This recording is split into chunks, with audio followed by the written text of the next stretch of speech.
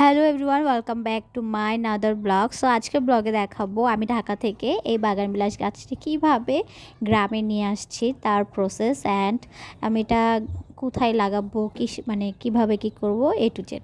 So ফার্স্টে আমি এটাকে একদম কাটিং করে নিচ্ছিলাম, পুরো একদম ছাঁটাই করছিলাম, কারণ এত বড় গাছ তো নিয়ে আসা ইম্পসিবল। সো এটার জন্য আমি পুরো গাছটাকে একদম পাতামুক্ত করে ফেলবো।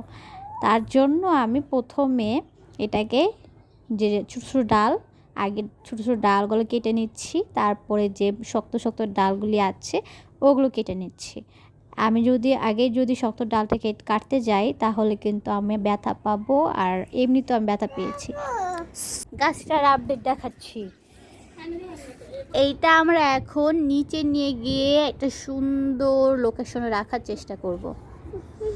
তার আগে একটু পেয়ারা খেয়ে নেই। ইয়াম্মি।